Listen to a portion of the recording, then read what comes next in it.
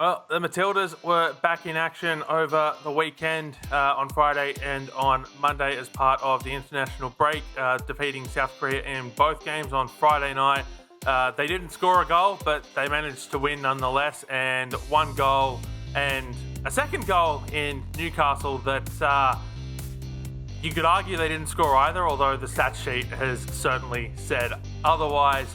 Elsewhere, Melbourne Victory have kept the title race alive with a 1-0 victory over the Western Sydney Wanderers.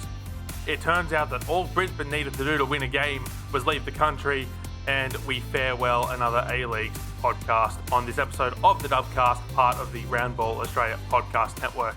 My name is Poletti. Burke, what happened in the 63rd minute in Newcastle on Monday night? They played pinball, right? Like that's what they were doing. They weren't playing football at that point. It was crazy. It was crazy. I don't know what they were doing, but you know what? I'm just glad they did it, really. I'm just glad we won. Yes, and that was certainly something that the players reflected. It was something that Tom Samani reflected, that they just needed to get a win. They needed to get a clean sheet. They just needed to get back to their winning ways after a disastrous, she believes, campaign. And the players were very quick to say at every single opportunity they were asked about it that it was a disaster of a campaign. But we'll start in Sydney on Friday night. It was a 1-0 win. Emily Van Egmond assisted on an own goal that missed Caitlin Ford, but found its way into the back of the net regardless. Look, my big take from this game, we won't spend too much time on it because we do have a second game to talk about as well, and they sort of blend together in the window as a whole. One thing I noticed is that the front four in this game were very fluid, and it was almost like they were sent out with the instructions of no one has a set position here, Burke. It's just wherever the ball is, someone goes, someone moves around, like and it worked. Yeah, one of the things that I really took from it in both of the games really was that we were like pressing, and we were pressing high. And that was really fun. I haven't seen us do that in like a hot minute. And obviously, that leaves, a lot of space on the field to be taken advantage of. I haven't worded that very well. You know what I mean? By the opposition. But like, knock on wood, we didn't get caught out that badly, that often.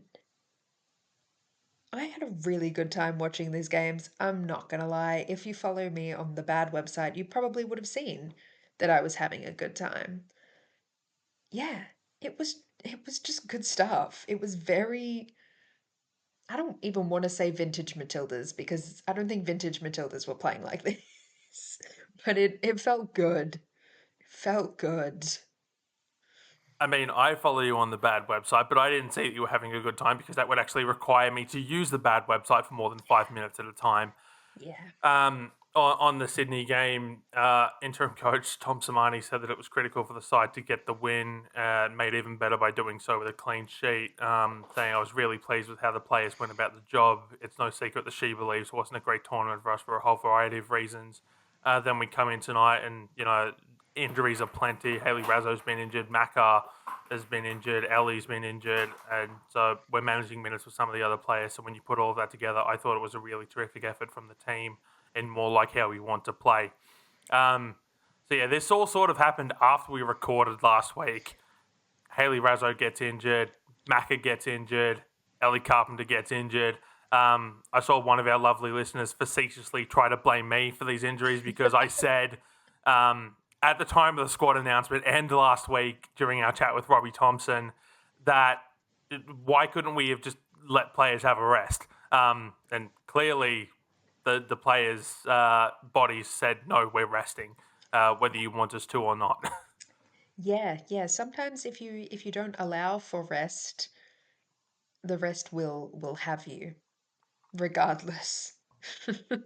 Which it So did. And it wasn't too detrimental, really, which is, I feel, a good sign, especially considering how we're. I feel like we're always like it's always being said that we're in a sort of transitional phase between players. Sorry. Yeah. Yeah. So in the camp, Alexia Apostolakis, Tegan Bertolicio came in from the under 20s camp in Sydney as train on only players to make up the numbers. Sally James came in, who was not part of that under 20s camp. She's been one of the best goalkeepers in the dub this season. Initially only supposed to be a train on player, but asked Anne O'Dong on Friday night when she was listed on the team sheet. Basically, FIFA's requirement of 3 goalkeepers in international tournaments or international games meant that Sally James had to take place on the bench, even though I don't believe that was the plan initially. And then we get to game 2 in Newcastle, a 2-0 win. Emily Van Egmond with the assist, this time on a Mary Fowler goal. And Caitlin Ford and Caitlin Torpy, try saying that 5 times fast, decided to play pinball with the South Korean defense for the second goal. Look, I watched the replay of this goal multiple times, Burke. I have no idea how they've given it to Caitlin Torby. That ball was going wide. Uh, yeah, it was. Honestly, on the broadcast, because I did not travel to Newcastle, it did actually list it as an own goal. So, I don't know. What's the truth? We will never know. Honestly, I'm happy to take it as a topic goal. I think she's great. But that, yeah, like I said earlier, that was insane. It was. So if you haven't seen the goal, so basically a cross comes in, Caitlin Ford takes a shot, it takes a deflection off of the crossbar, comes back out. Ford shoots again, blocked by a defender, comes back to Ford. She shoots a third time, blocked by someone else. It comes out to Caitlin Torpy. Sorry, no, I think it comes out to Ford again, who passes it off to Torpy, who just rockets it towards the uprights on the far side of the goal from where she was standing, taking the shot. And then Lim Son-jun ends up coming across trying to save it and sort of puts it over the line. Look, like I said, for me, it looked like it was going wide. Best case scenario, it was going to rocket off the upright and go back into play. But I'm not the match commissioner. I'm not the one who has to make these calls and these decisions. Interim coach Tom Samani spoke about how delighted he was with the performance, calling it incisive and dynamic football. I thought we made a lot of good decisions in possession. We still needed to do a little bit better in taking care in possession at times, and some of those turnovers could have cost us. But other than that, the way we played tonight, and considering we're backing up from 3 or 4 days ago, I thought was excellent. This really was sort of like, outside of like maybe the opening 15 minutes and sort of like the last 10 minutes where South Korea were basically able to bypass the Matildas midfield at well, and they had to really survive some scares. But this was just clinical performance from the Matildas. Yeah, it was just, it was pretty much, oh, I hesitate to say it, it was pretty much perfect, really. Um, yeah, the only other thing that I want to say about that Caitlin, maybe an own goal, um, was that Caitlin Ford is a much stronger person than I am. I'm sorry, but if I had have had my shot rejected 3 times, I would have just walked off. I would not have come back. I would have gone straight down the tunnel. You never would have seen or heard from me again. Sorry. That was crazy. Yeah, it was a really good game. I really loved, as per usual, Mary Fowler. She's just something else. I don't know how it is that she does this, but saw it in the first game where she got subbed on a bit later on in the game. Everything just kind of changed when she stepped on the pitch. And you could see it was different. Again, not to say we were playing badly without Mary, we were still playing well, but we just kind of shift a little into, I don't know, a different gear or like half a step up. And yeah, it's so good. Thank God she chose Australia. Yes, thank goodness indeed. So Fowler came on as a substitute on Friday night in the 72nd minute, so she didn't play any time at all with Caitlin Ford, as she also came off in the 72nd minute. This time Fowler came into the starting lineup for Ford, sort of playing a left wing, left midfield. But again, it sort of looked a little bit more like a fluid front four as opposed to set positioning. Um, Scored a beautiful goal. Emily Van Egmond set the pass up quite wonderfully, and Fowler in the post-match press conference was very quick to praise Van Egmond for setting up the pass. But I want to talk about Mary Fowler specifically. We've had this conversation for what seems like an eternity. And when I say we, I mean the footballing media, public, everyone. Where is the best place to play Mary Fowler in the Matildas lineup? It, I think that question has finally been answered. I know this is only a friendly against South Korea, but like Samani said in the post-game press conference that he talked with Fowler about this, uh, and Fowler basically said, look, I've been playing there for club. I mean, Gareth Taylor figured it out, and ultimately it wasn't enough to save his job because he got sacked, but he figured it out. Gustafsson spent 4 years trying to figure it out and couldn't do it. What maybe that says about Gustafsson is another question entirely, but he wasn't able to figure it out. Samani, now admittedly, Samani didn't have Fowler for 4 of his games in charge. She took a mental health break around the November-December window, but it took him almost 6 months to figure it out, and it was basically sit down with the player and just like, hey, where do you think you're best at? Look, we saw her play with Caitlin Ford for 45 minutes here. She's been playing for Manchester City, sort of left wing, right wing, striker sort of role. It's been very fluid around the front four, but primarily it's been on the wings. Fowler in the post-game press conference. At Clubland, I play on the wing quite often, and I really like playing there. I see a lot of the field from there and just a lot of different angles, so I enjoyed being there tonight. I think on a personal level, I want to be a bit more consistent with my performances in the national team. So I think being out in that position made it a bit easier to be in a role I've played quite a bit in this season. Is being on the wing her best position, Burke? And admittedly, having a 1-game sample size in the national team colours against in a friendly against South Korea, but this is the best she's looked in years for the Matildas. Yeah, look, I understand we are like you want us to have like analytical conversation about this, which we will have, but counterpoint, Mary Fowler's best position is wherever she wants to be at anywhere, any point on the pitch. If she thinks her best position is being offside, I agree. If she thinks her best position is being in the back line behind the goalkeeper, in the goal, I also agree. Low key, let her do whatever she wants. If as long as she plays like that. Seriously though, I do think anything progressive on that left side is really, really good for her. And I don't know if it's just because she's been doing it frequently or if this is what we should have been having the whole time. Either way, I'm very keen to find out.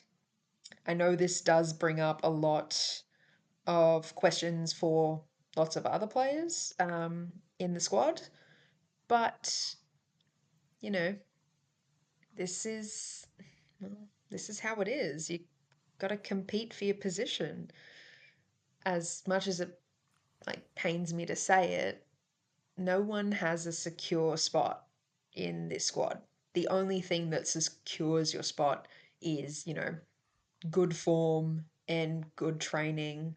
Um, so I'm sorry, if you can't outplay Mary Fowler, then unfortunately you don't get your position.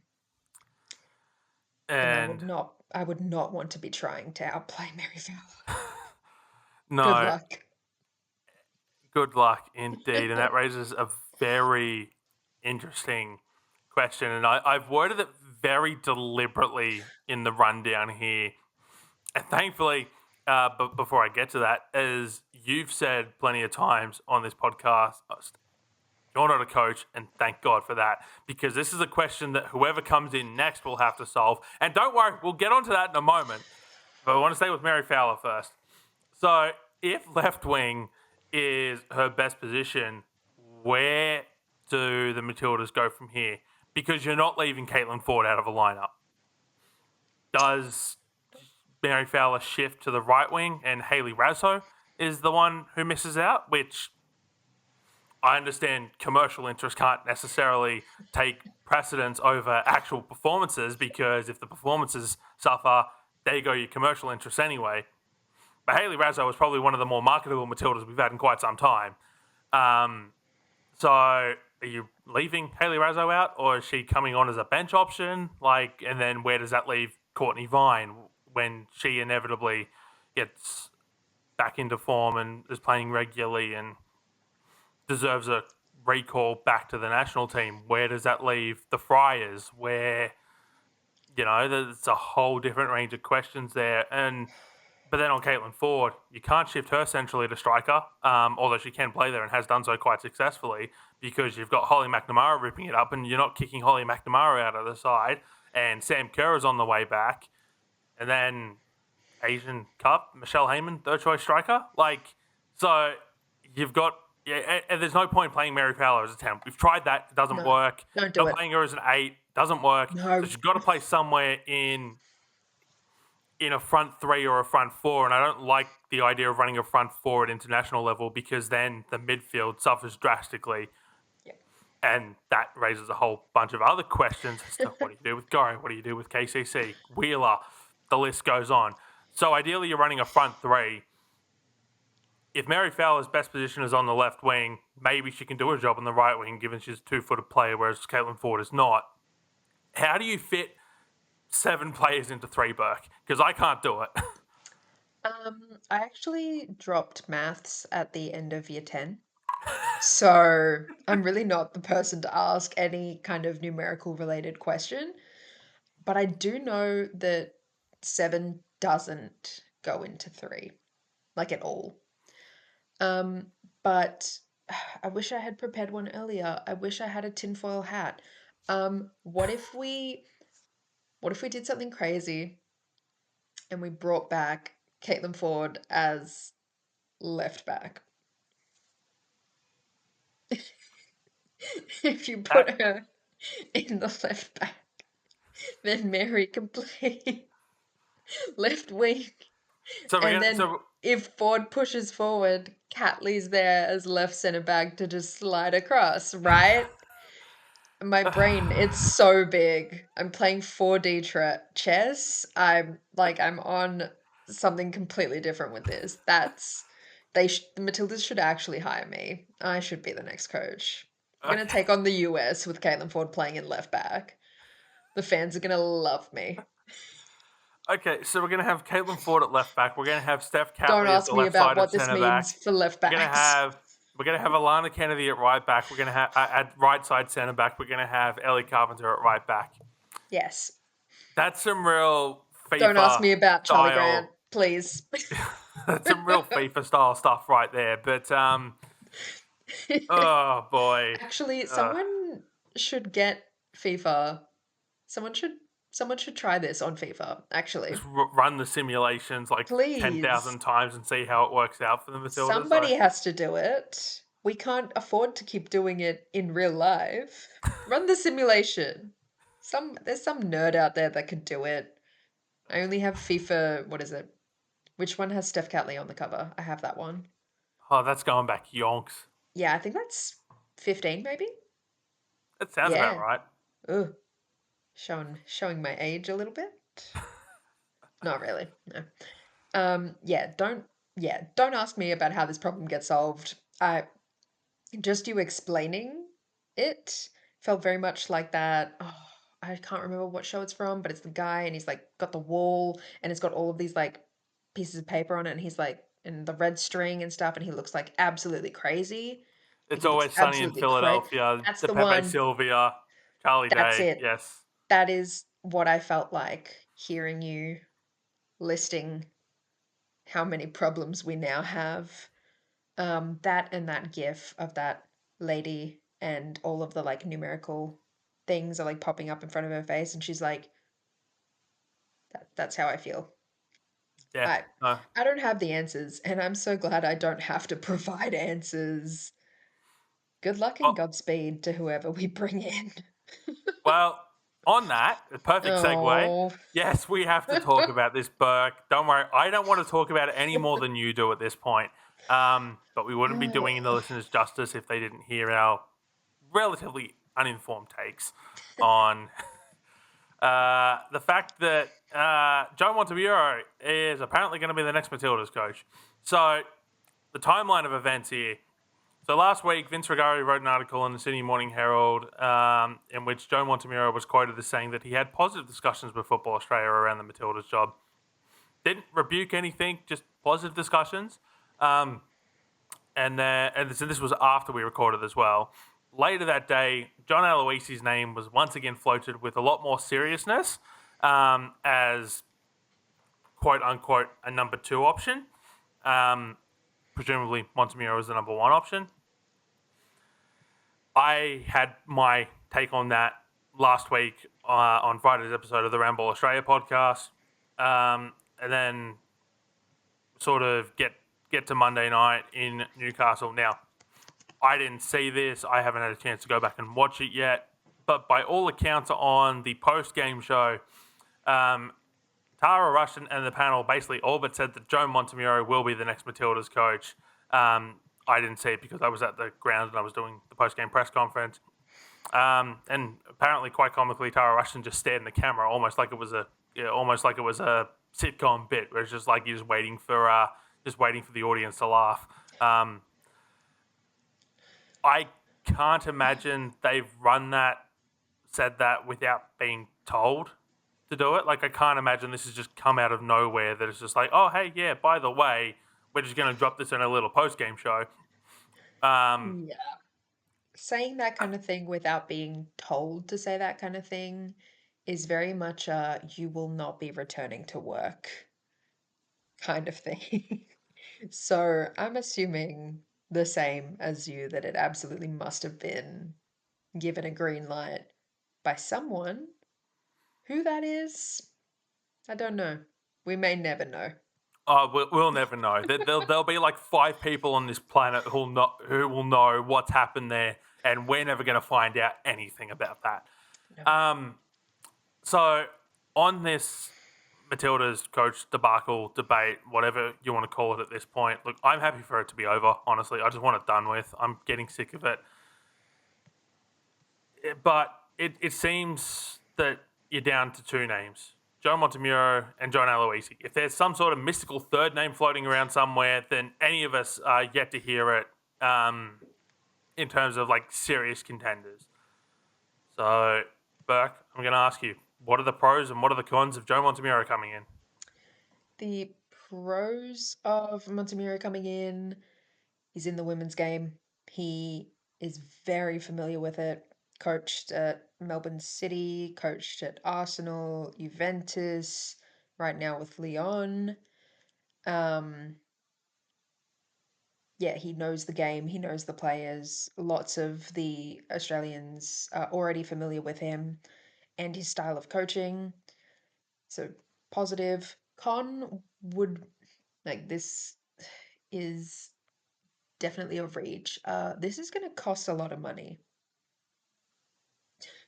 because he is still Loki in contract with Leon. Um, and the only thing that I can imagine that would speed up the process of ending this contract is if he does not make it through to the Champions League final. Arsenal women, I have a favor to ask of you. This works for me on multiple levels because if they win, I get Arsenal in Champos. And if they win, I also possibly get Matilda's head coach. I am winning in this situation. That is also a pro, but that's just for me. I don't think everyone else is considering that as a pro. I am. Other cons. I No don't national know. team experience. Yeah, that's really the big one, isn't it? But honestly, in the women's game, that is the case for most head coaches at some point. Actually, that's the case for all head coaches of all national teams. At some point, you do not have international experience. You have to be hired as a head coach of a national team to get some. So it does kind of irritate me when people really hang on to that, being like, oh, he has no experience, has no experience. Okay, so how is he going to get some? You're going to magic up another national team that needs a head coach? No, because if you do that and he goes there, you'll be mad that he's not coaching Australia again. So yeah, it's a con, but I don't really believe in it personally. You, listener, otherwise, may think it's a serious con, but I don't. Take it up with someone else. Not getting anything from me. Take it up with me because I've sort of been in this camp for a while. That look, I understand the point of you can't get experience until you get experience, and someone needs to hire you at some point. Is very much my frustration with the jobs market. Exactly. But yeah, look, it's an interesting discussion to Oh, have around that. yeah. I find it hard to be critical of the whole, oh, you can't hire him without experience, but he needs to get experience because I'm suffering in that same damn loop of, oh, you're just not experienced for the role, but I can't get hired to get the experience for the role. Yep. Something's got to give. Something's got to give. And it's either me giving up or you giving me a job. This is the only way. Which one's going to happen first? Tune in next week to find out. um, and then, as I said, I've sort of already had my take on this last week. Burke, the pros and cons of John Aloisi. No offense to no John Aloisi's, but I do only see his appointment as a con because from everything I've seen and read and heard, hasn't worked in the women's game Yep. at all. And we've done this, like we've spoken about this multiple times, or maybe I've just spoken about it multiple times on different podcasts. They all blend together. I'm sorry if I repeat myself. Um, just because something works in the men's game doesn't mean you can immediately transfer it over to the women's game. And I hate the thought, concept, idea of the women's game being used as a stepping stone for people. We've seen how that one works. Phil Neville. um, and it's not good because if you're not committed to it, like what's the point? What are we doing? Something we shouldn't be doing. Yeah. Look, to me, I think the potential pro is that he is one of the greatest socceroos we've ever produced and knows what it takes to do it as a player and could probably talk through the playing group about that and maybe transfer some of those lessons over. He knows what it's like to come in short notice, national team environment, all that sort of stuff. Um, but most of the players already know that anyway, so not that much of a pro.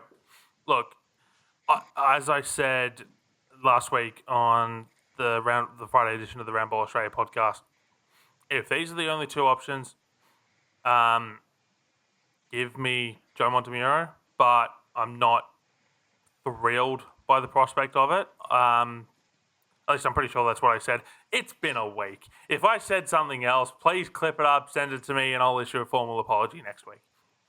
Um, does this just have to be a case of, regardless of whether it's Aloisi, regardless of whether it's Montemurro, Burke, get a coach in? Yes, please. I'm sick of this. I feel like we get bullied on social media by fans of other national teams because we're the loser team that doesn't have a head coach and they all have head coaches. I feel like all the other national teams are looking at us and like laughing at us. And so they should. Um, there was another point that I wanted to make. Oh, on Aloisi. If the only like pro is that, he's got experience in a national team environment, just get him in for some PD days. Get him in for some professional development days. He can give them a TED talk. There can be a PowerPoint presentation, and he can explain everything about national team doings and beings. But I don't think that really equates to being good head coach, especially if, again, you've only had experience coaching men, because there's been many a study and, tons of anecdotal evidence that it's different. It's a completely different ball game. The rules are the same, but it is completely different. So, yeah. Yeah, Again, I no mean, offense to no John Aloysius. Sure, he's a lovely guy.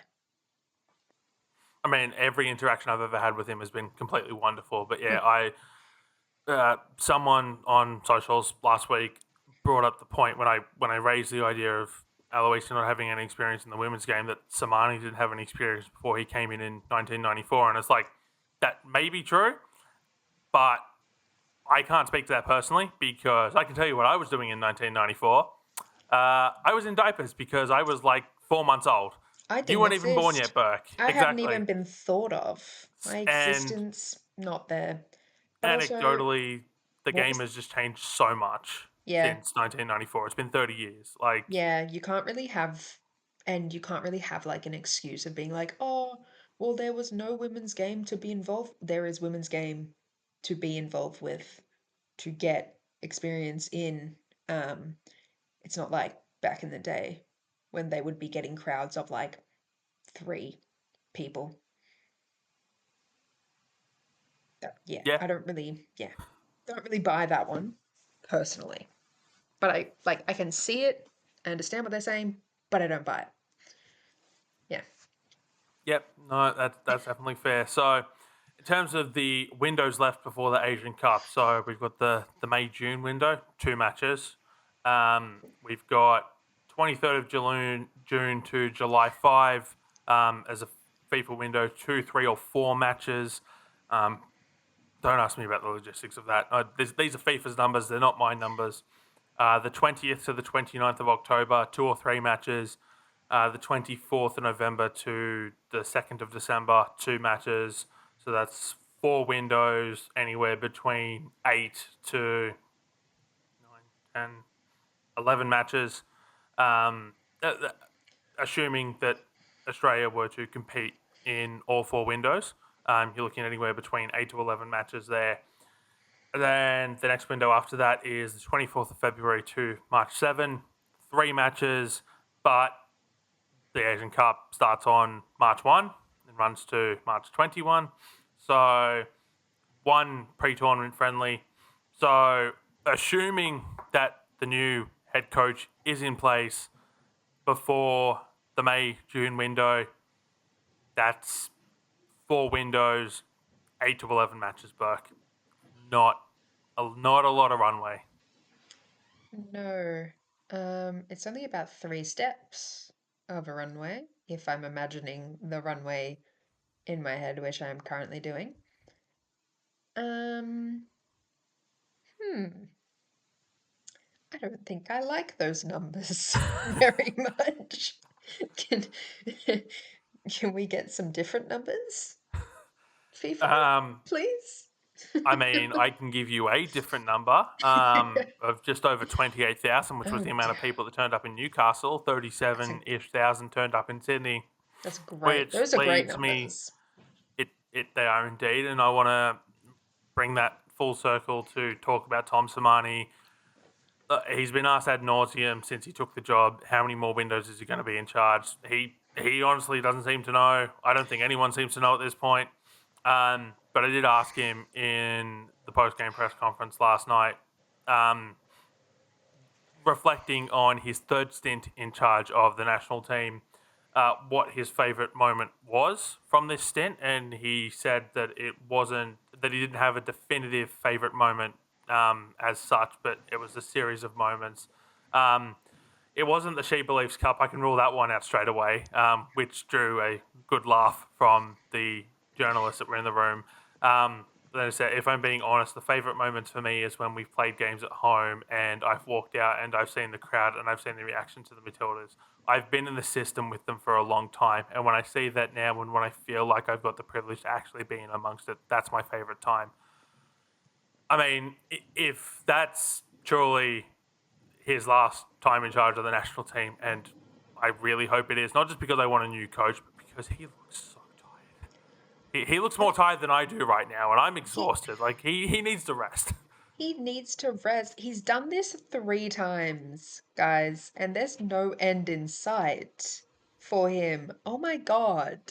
Let him sit down. He shouldn't be doing this. Again, I say this with like we say this with love. Tom Samani's a great guy, and like when I think of how much I've seen the game change, what compared to what he must have like what he has seen, unreal, unreal. Yeah, let him rest.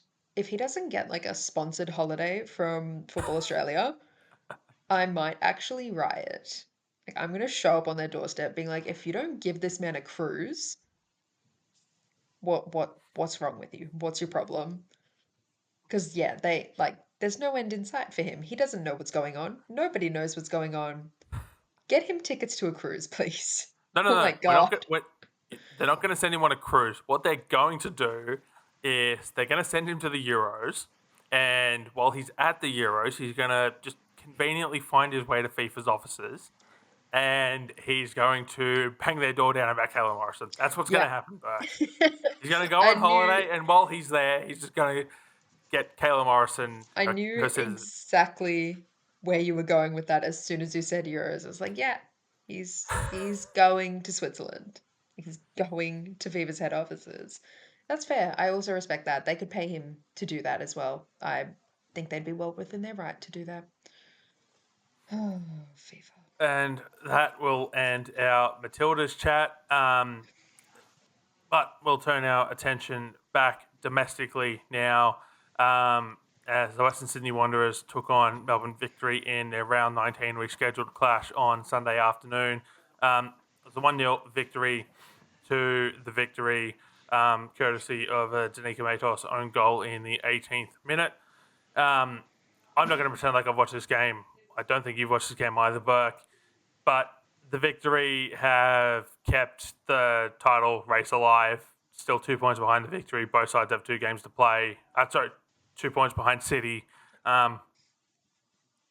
2 games to play for both sides.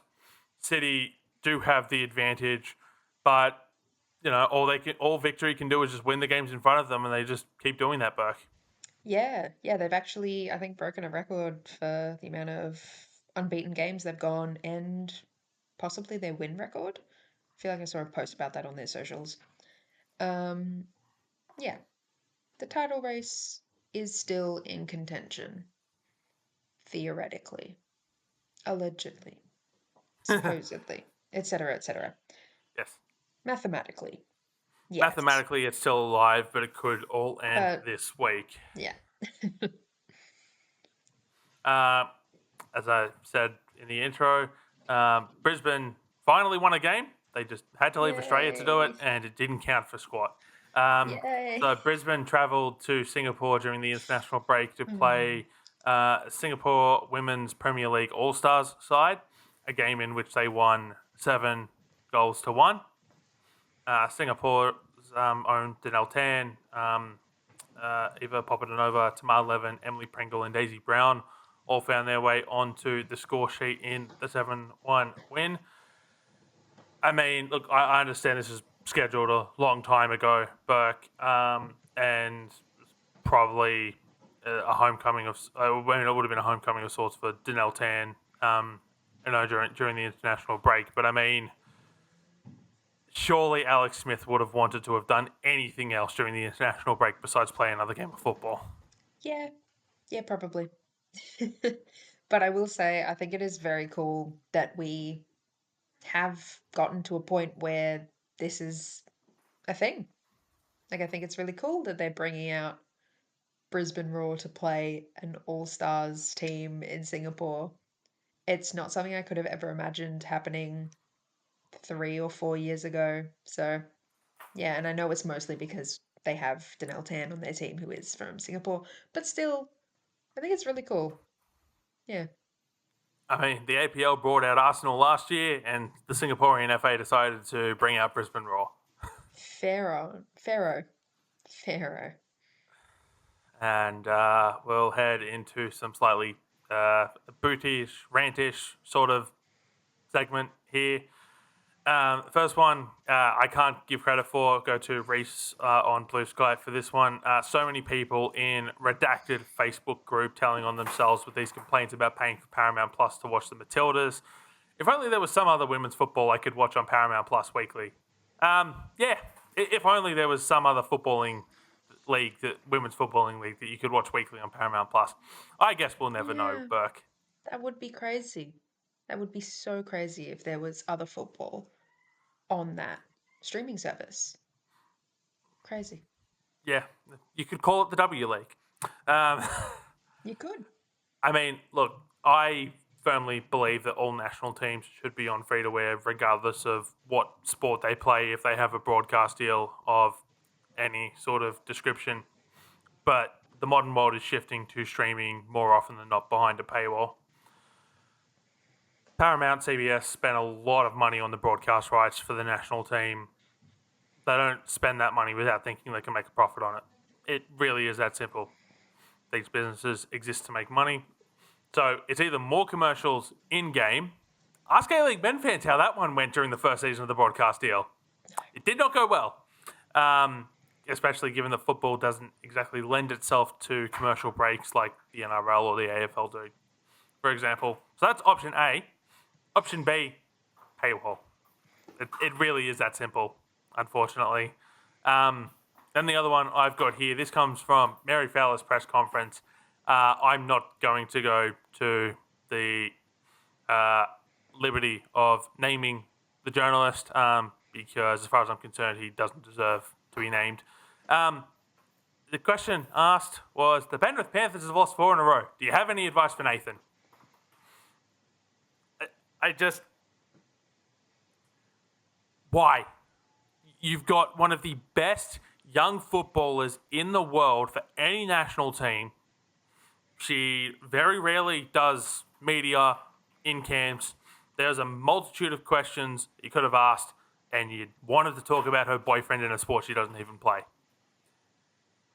To Fowler's credit, she played it with a very straight bat and just blocked the question away, basically saying, I don't know anything about rugby, and leaving it at that. But yeah, to even ask that sort of question, honestly, get in the bin.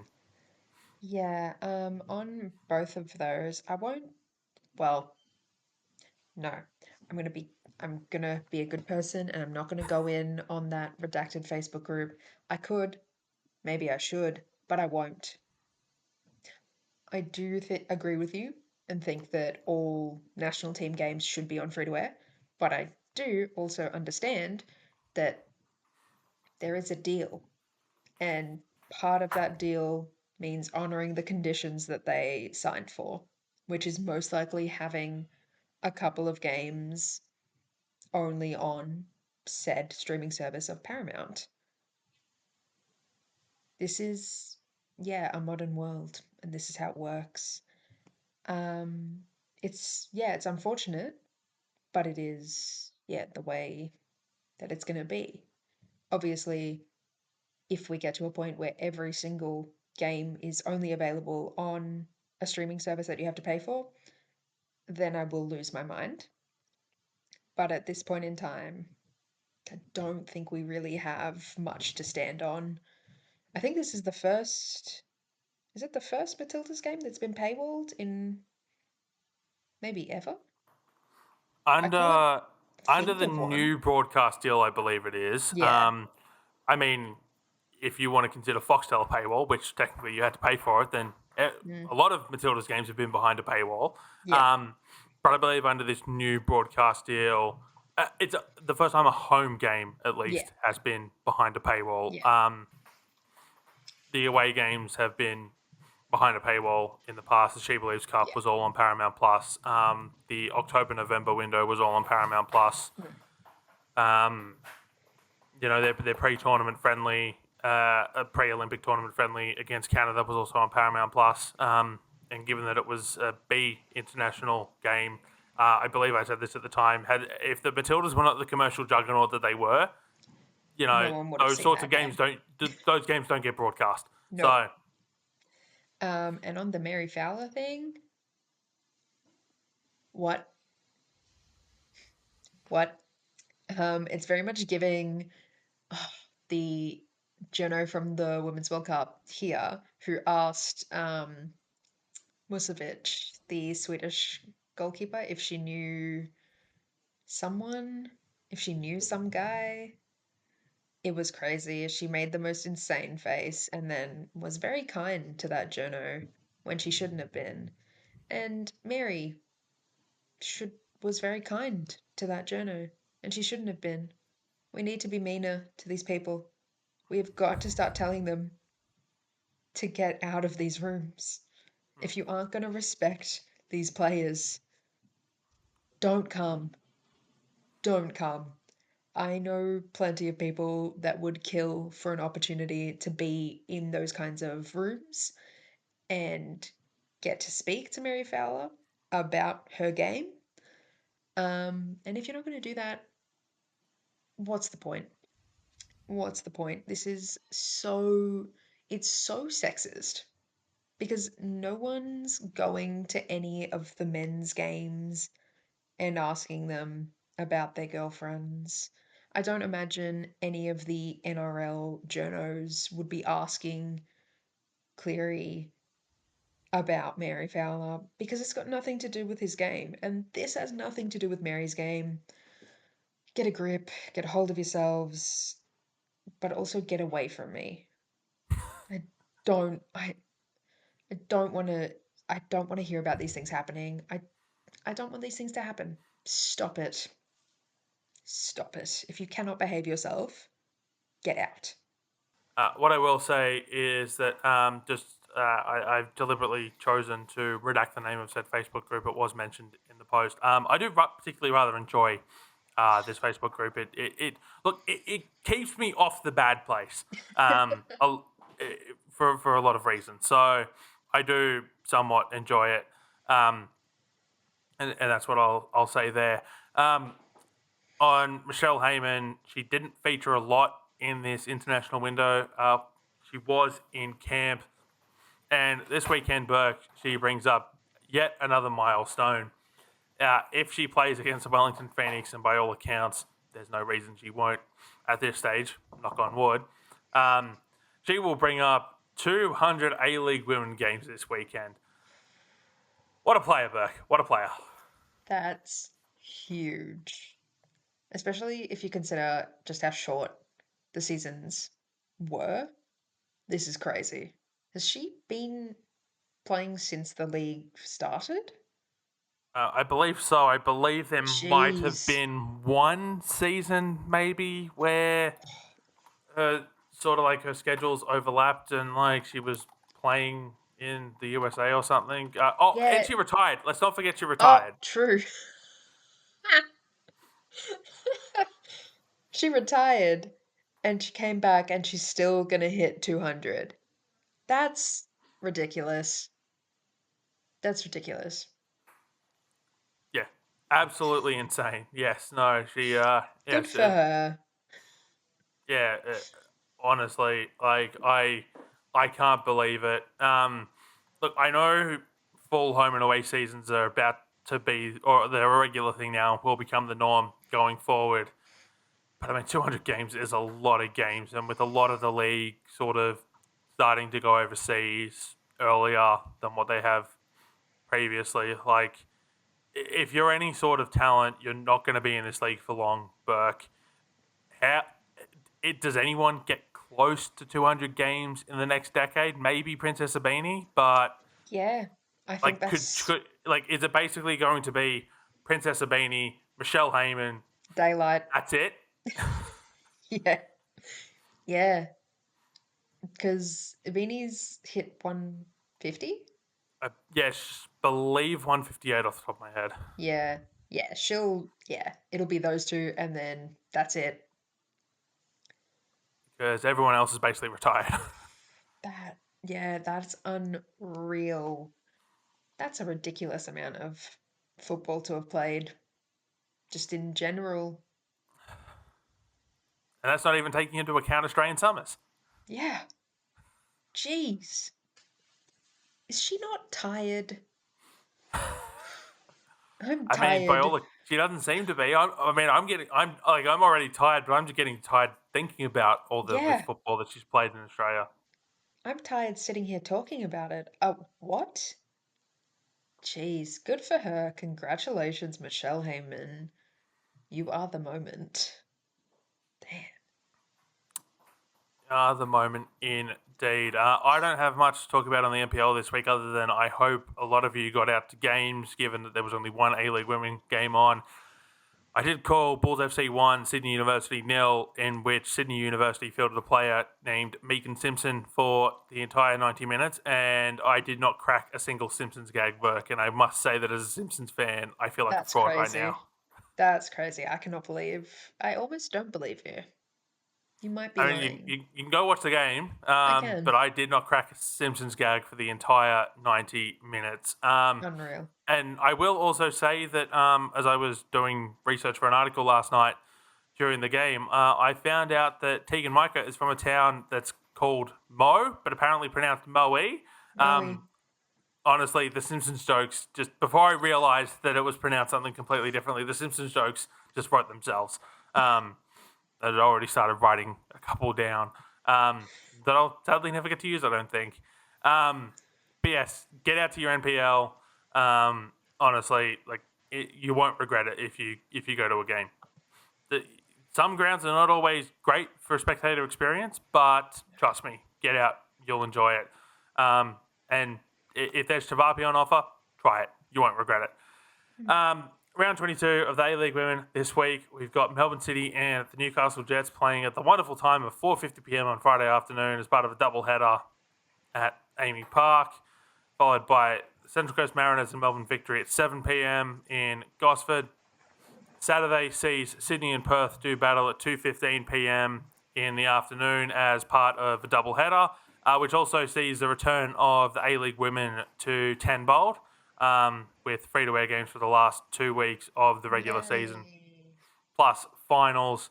So you got A-League Women on free-to-air, just at 2:15 p.m. in the afternoon as part of what will be a triple header, with the 5 p.m. A-League Men and the 7:35 A-League Men's kickoff. Western United play Adelaide United at 4 p.m. in the United Derby, which I'm going to predict that Canberra will win. Canberra host Wellington on Sunday afternoon at 3 p.m. Michelle Heyman's 200th, as we've already talked about. And Brisbane Roar and the Western Sydney Wanderers round out the weekend from Perry Park, also at 3 p.m. on Sunday afternoon. Burke, is there anything else you wanted to talk about? No, I think we got it all, honestly. Well, that will do then for this episode. Oh, sorry. That's right. I did say in the intro, before I forget. See, this should tell you how tired and exhausted I am. We do, unfortunately, say farewell to another A-Leagues podcast this week. We had Robbie Thompson on the show last week. If you remember, I did say that you don't go listen to him on A-League Off Air. Don't like the show. Don't subscribe to the show. That was an in-joke of the show, but unfortunately, both Yeah, you him can't. and... Yeah, you can't now. Both him and Daniel McBreen have pulled the plug on the show. A post on social media that went out on Sunday afternoon basically saying that they started the show to have fun talking about the A-League men. It was at the top of my listen every single Monday or Tuesday, depending on when I actually got to listen to it. It was the top of my list of shows to listen to. But yeah, they've pulled the plug on it after about a season and a half. Rather disappointing, and comes about a month or so after the global game is confirmed to have been pulled from SEN's lineup as well. Burke, I'm sure at this point I'm preaching to the converted if you're still listening at this point of the Dubcast. But listen to all these shows, tune into them. Look, we're all friends here. We all do our different shows for our different companies. ESPN does the Far Post. You're part of the Beyond 90 podcast, Burke. Front Page Football also do a wonderful job as well. You write for Impetus as well. So, like, on a serious note, we all support each other's work. It's all very much friendly amongst all of us. We want to see the game succeed. But certainly, we're certainly not doing it because there's money in this. So tell your friends to tune in. Like, share, subscribe. It really does do a lot. So if you're watching on YouTube here on the Dubcast channel and you haven't subscribed already, please do so. Like the video, share it around. All these things do help, don't they, Burke? Yeah, absolutely. And I'm incredibly grateful to everyone that does already listen in, like and subscribe and all that jazz. Yeah, it's nice to have your support.